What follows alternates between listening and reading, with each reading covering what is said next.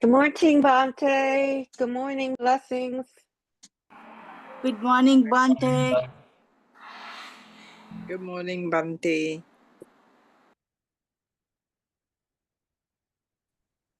Good morning, Bhante.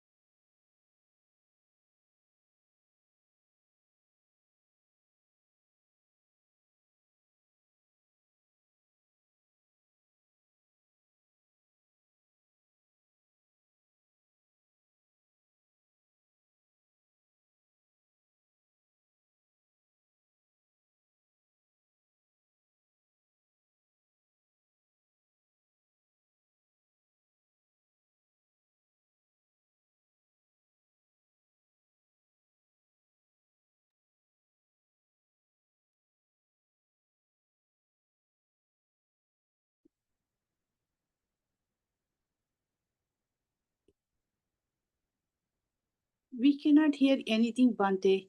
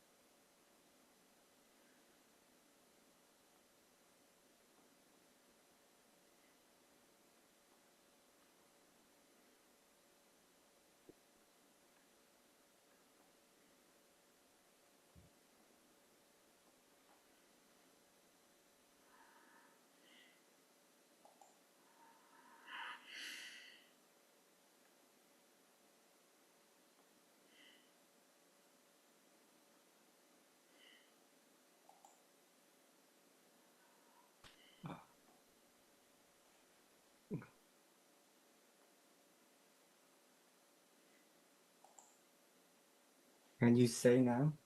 Yeah. Can you say something now? We can hear now. Oh, they can hear now. They can hear. You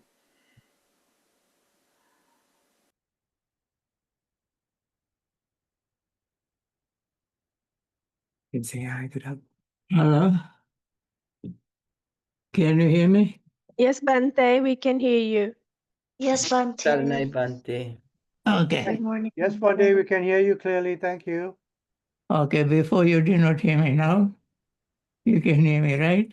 Yes, Bhante. That is correct. We can hear you clearly. Okay. Now, today I'm We But can't. the video is not on, Bhante. okay. We You can't close see your, you. okay. Bhante, we can't see you. Now you can see me? Yes. Yes. Thank you. Okay. Today I'm going to talk on another aspect of Venerable Mahakasyapa and Venerable Ananda and the Buddha. So, as I said yesterday, I would give a series of talk on Venerable Mahakasyapa and the Buddha and Ananda. This is the second talk. Yesterday I gave one talk on the same topic.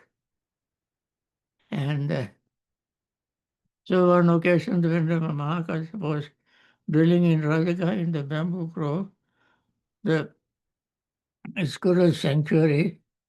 Now on that occasion, Venerable Ananda was wandering on tour in Dakshinagiri together with large sangha of bhikkhus.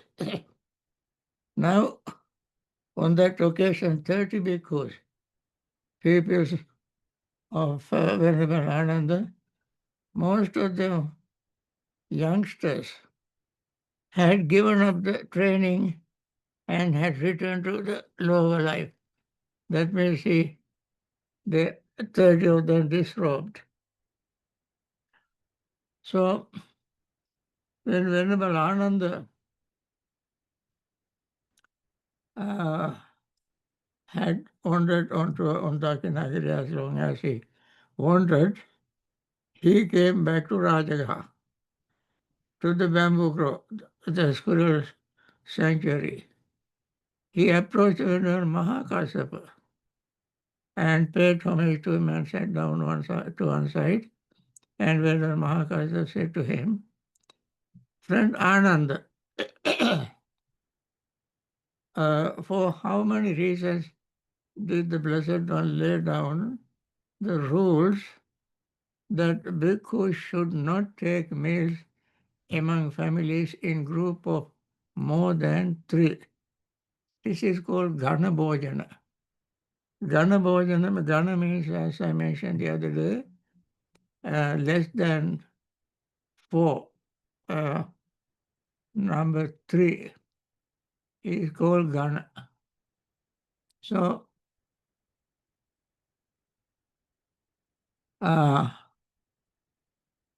this is for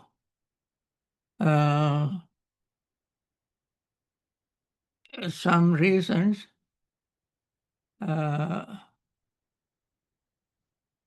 Ghana Bhojana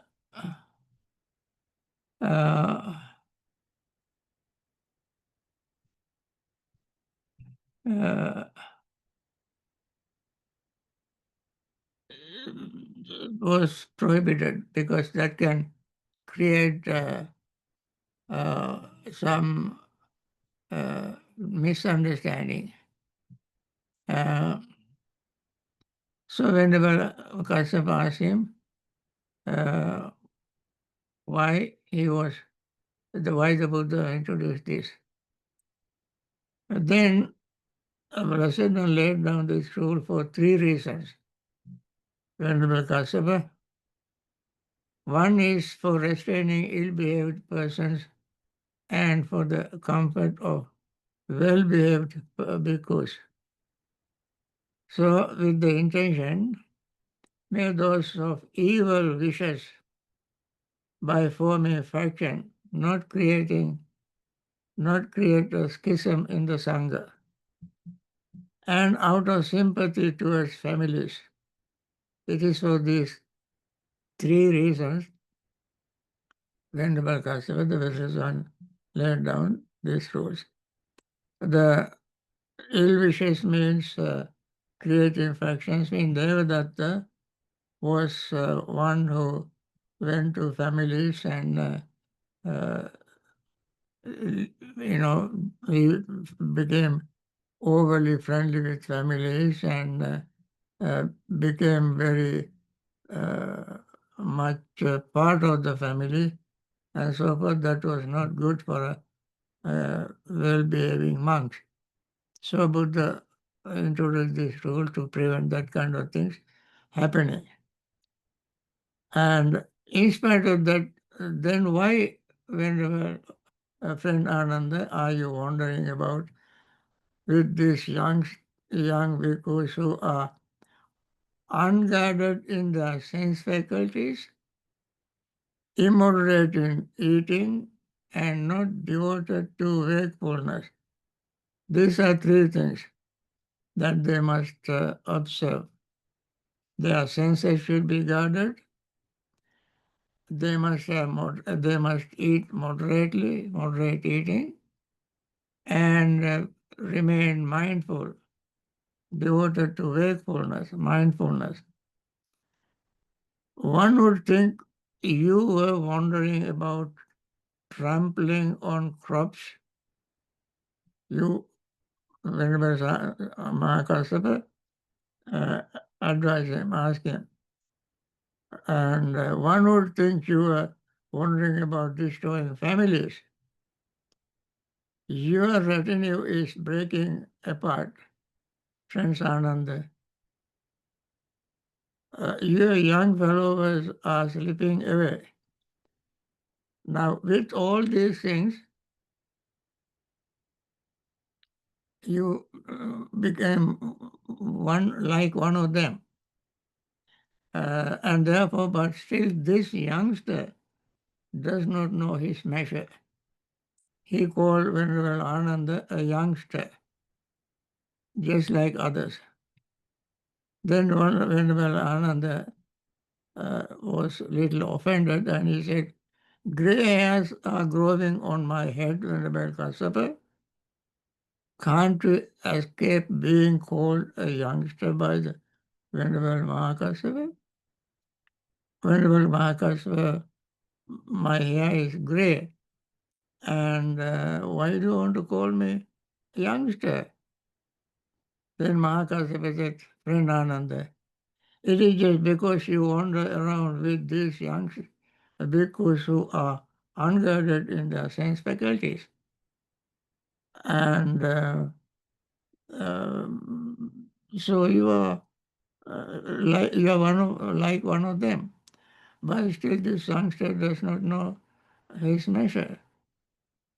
So when Venerable Mahakassapa reprimanded him for traveling with these unguarded youngsters whose behavior is not very moderate or acceptable. When this conversation had went on between Mahakassapa and Ananda, Bhikkhuni Thulananda heard. Thulananda is also another nun who was not very respectful of Mahakassapa. And then she remarked, "Master Mahakassapa has disparaged Master Ananda, the Vedahan sage, by calling him youngster." Then being displeased at this, she expressed her displeasure thus: "How can Master Mahakassapa, who was formerly a member of another sect, think to disparage Master Ananda, the Vedahan sage, by calling him a youngster?" So she got upset. and offended and accused Venerable Mahakassapa in this language. Then Mahakassapa overheard Bhikkhuni Thulananda making this statement and said to the Venerable Ananda, surely, friend Ananda, the Bhikkhuni Thulananda made that statement rashly without consideration. She did not know anything about me, and therefore she made this statement. This is unconsidered statement. And Mahakassapa pointed to Venerable Ananda, Mahakassapa's own position. He wanted to defend himself. He said, since I shaved off my hair and beard, put on saffron robes, and went forth from home to home life into homelessness, I do not recall ever having acknowledged any other teacher except the Blessed One, the Arahant, the perfectly enlightened one. So how can she accuse me of being a member of another religious sect? This is my situation. In the past, friend, when I was still a householder, it occurred to me, household life is confinement, path of dust, confinement, like in prison. It is full of dust, meaning my path is not clear. When the path is full of dust, it is not clear. Going forth is like the open air. There is no limit to that, like the sky. So it is not easy for one living at home to lead the perfectly complete, perfectly purified holy life, which is like polished conch. The holy life is like clean, polished conch, white. Let me then shave off my hair and beard, put on saffron robes, and go forth from the household life into homelessness. So this is what he thought. And then sometimes later I had an outer robe made from patches of cloth, then acknowledging those who were around in the world as models, I shaved off my hair and beard, but put on saffron robe and went forth from the household life into homelessness. Now, he had not seen the Buddha. He made this robe out of patched pieces of cloth, which are very, very expensive pieces of cloth. But he cut into pieces and made it into a robe, and then put it on in the name of the Buddha. In the name of the Buddha, although he had not seen the Buddha. Like some others. So, Nalaka. Nalaka is Asita's nephew, sister's son. He became a monastic, ordained himself in the name of the Buddha. Similarly, Mahakassapa also put on yellow robe, robe made up of thatched cloth, in the name of the Buddha, even though he has not seen the Buddha. And then when I had thus gone forth, I was traveling along a road when I saw the Blessed One sitting by Bhavaputaka shrine between Radhika and Nalanda. Now, when he was traveling, he saw the Buddha. Before that, he had never seen him. Having seen him, I thought, if I should ever see the Tathagata, it is the Blessed One himself that I would see. If I should ever see the Fortunate One, it is the Blessed One himself that I would see. If I should ever see the perfectly enlightened one, it is the Blessed One himself that I would see. So he seeing the Buddha, he immediately recognized. He recognized and thought, this is the one that I want to look for. And I found him. This is the Blessed One. Then he immediately prostrated myself. He said, then I immediately prostrated myself right there at the Blessed One's feet and said to him, Venerable Sir, the Blessed One is my teacher. I am his disciple. Venerable Sir, Blessed One is my teacher. I am his disciple. He made this statement actually 3 times. Only 2 times are mentioned here. 3 times. Then, when I had said this, the Blessed One said to me, Kassapa, and Buddha also recognized him immediately as Kassapa. Kassapa recognized the Buddha immediately, the very first time he saw him, and the Buddha recognized him as Kassapa the very first time he saw him. Kassapa, if one does not know and see, should say to a disciple so single-minded as yourself, I know I see, his head would split. But knowing Kassapa, I see, I know, seeing, I say, I see, therefore, Kassapa, you should train yourself thus. Now the recipient is the Buddha. If Buddha is not perfectly enlightened, at the time Mahakassapa accepted the Buddha as his teacher and prostrated in front of him, his head would split. That means just like a mango would fall from its stalk if he were not enlightened. Since Buddha was perfectly enlightened, he was worthy of receiving Kassapa's veneration, respects.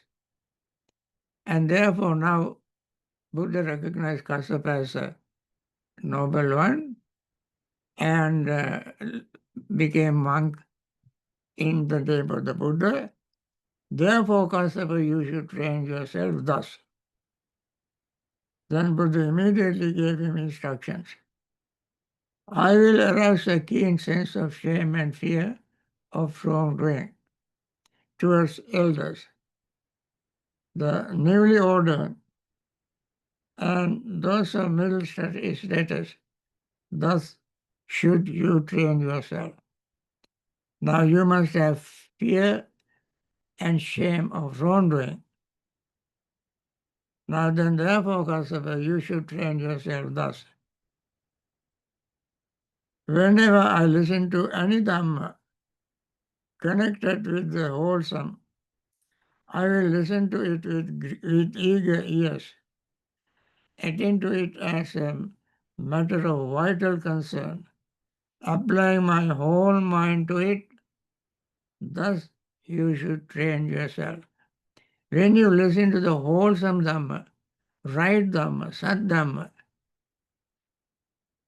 and you must listen to it wholeheartedly, not half-assedly, and try to put that into practice using that Dhamma in life as a vital concern. Apply my whole mind to it. And also Buddha said, therefore, Kassapa, you should train yourself thus. I will never relinquish mindfulness directed to the body associated with joy. I will not be liberated or relinquish, give up.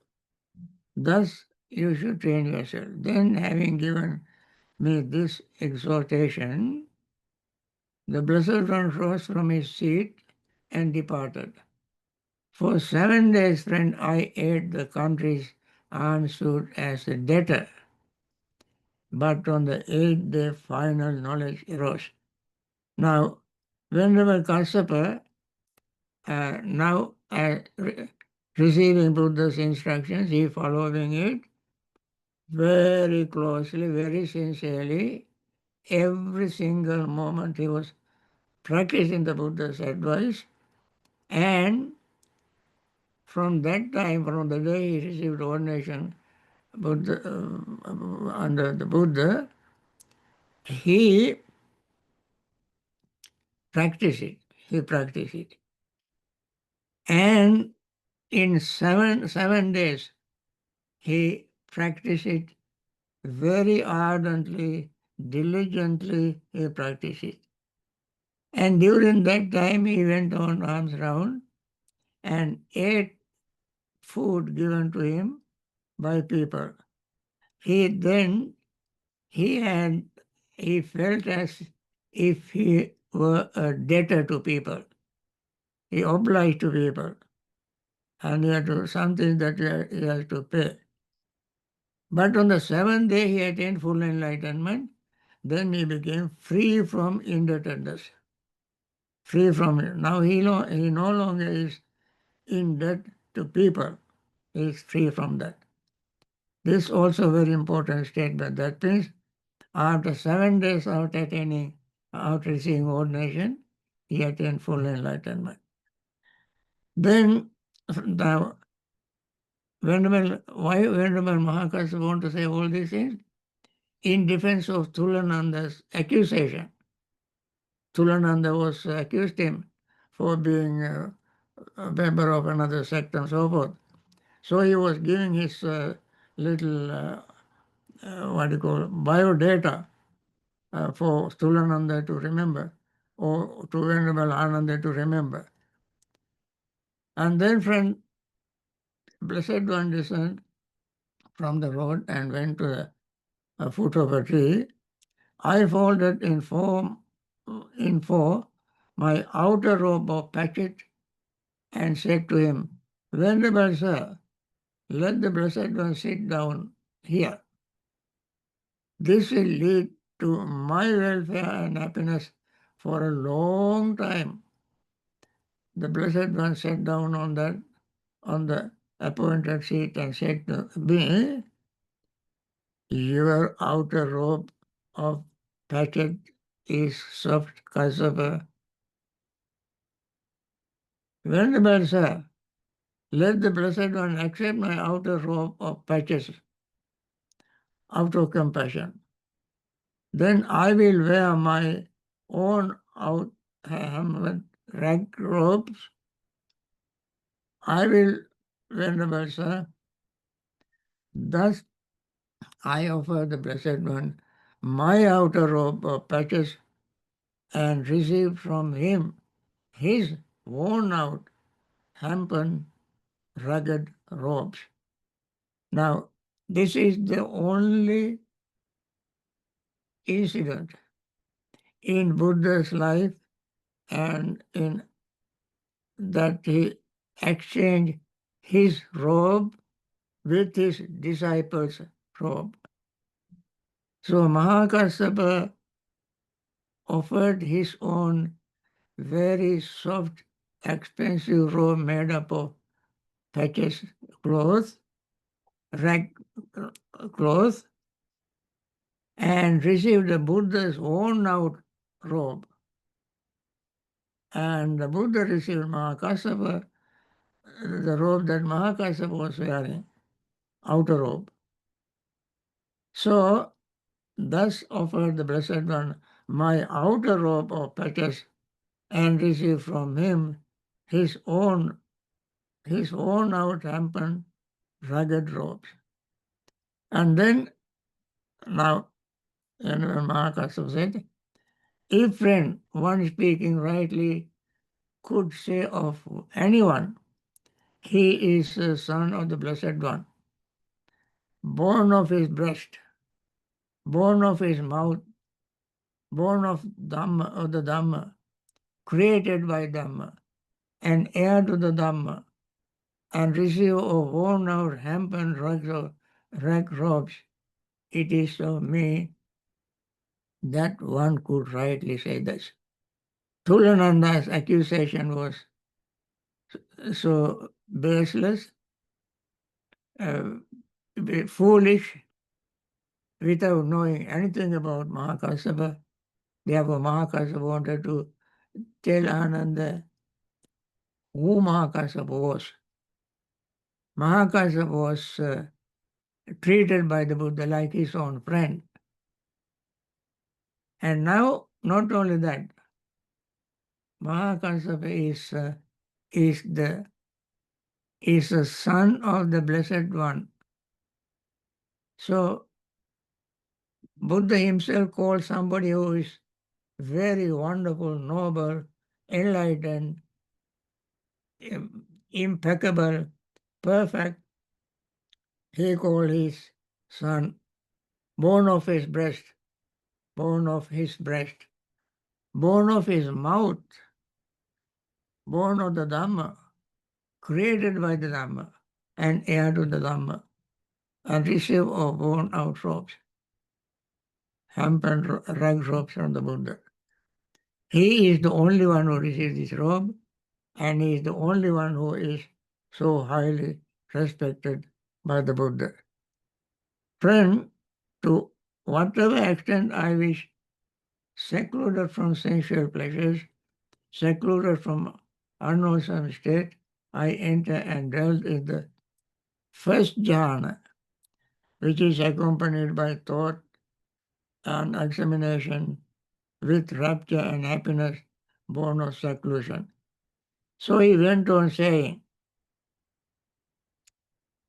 he attained the first jhana and he could stay in that as long as he liked, and then very mindfully he emerged from it, attained the second jhana. Friends, by the distraction of the turns, and he attained the second jhana, third jhana, fourth jhana, and then finally he said, friend, by the distraction of the turns, in this very life, I enter and dwell in the taintless liberation of mind, liberation by wisdom, realizing it for myself with direct knowledge. I have attained full enlightenment, and in this very life, I destroyed all the defilements, what do you call, the asava, asavanankaya, anasavan, cheto vimutim, liberated from mind, of mind, liberated by wisdom. Liberation of mind means cheto vimutta. Liberation by wisdom means panya vimutta. And ditteva dhamme sayang abhinya satchikatta upasampajivarati. In this very life, I have realized this full enlightenment without any problem. Friend, one might just as well think that bull elephants 7.5 cubits high could be concealed by a palm leaf, as think that my 6 direct knowledges could be concealed. Ananda, do you think you can cover 7 or 7.5 cubic? That means maybe the cube means very high, big elephant, bull elephant, 7 or 7.5 cubits high, could be concealed by palm leaf. You cannot do that. Similarly, whenever Mahakassapa's attainment of enlightenment, his special skill, ability of attaining all the jhanas and staying there as long as he likes cannot be hidden. It is very obvious. With this most obvious, inconspicuous, very open qualities of the Buddha, how can Tulananda accuse him? Then Tulananda herself felt so bad, but the Bhikkhuni Tulananda fell away from the holy life. She felt, after hearing all these things, she felt so bad, so guilty, and she disrobed. And this is the bhikkhuni who is talkative and just speak out anything that came to her mouth without mindfulness, without thinking, without having any patience. She's just talkative. And that is the result of her talkativeness. Okay, friends, here from this discourse, we learn a lot of things. Venerable Mahakassapa's humility, Venerable Ananda's submission to Venerable Mahakassapa, although Ananda was a very great one, but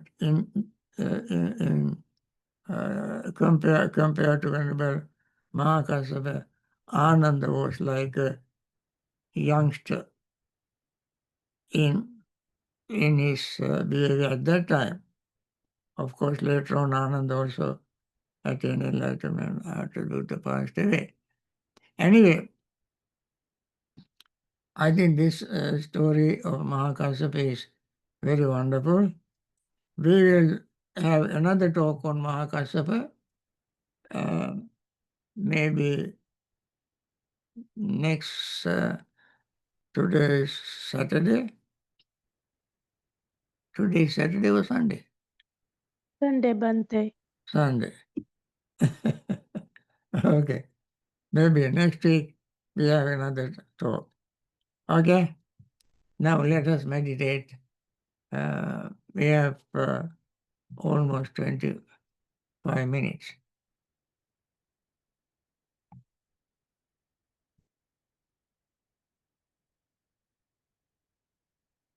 Okay.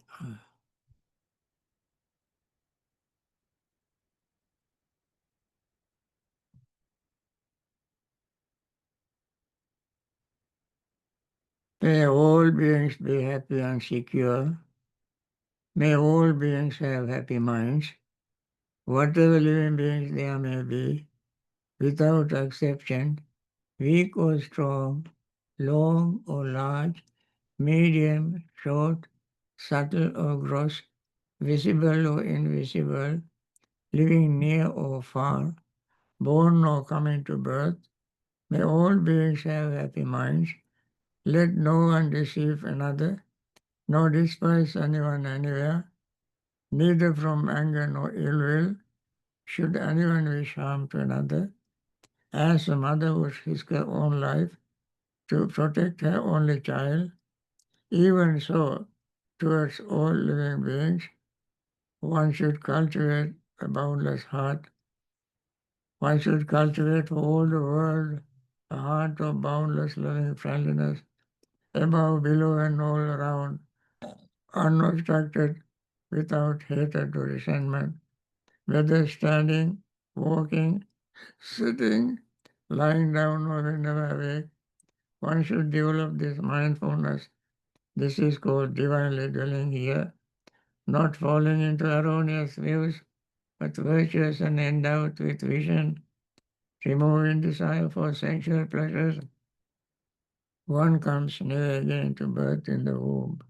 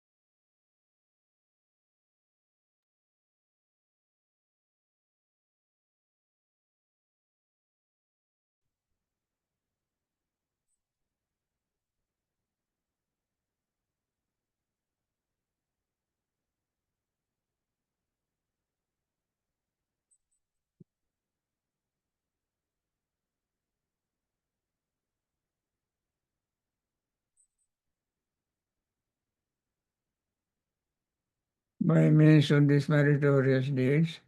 May I never join with the foolish. May I join always with the wise until the time and attain Bhavana. May the suffering be free from suffering.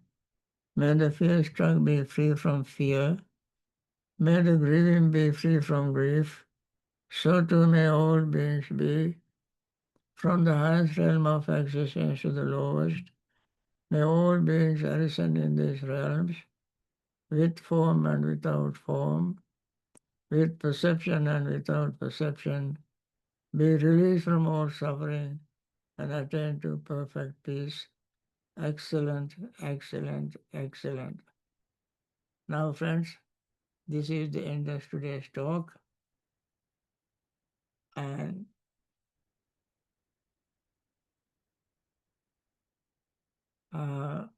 this afternoon, I plan to give a Dhammapada explanation of taking one stanza from the Dhammapada,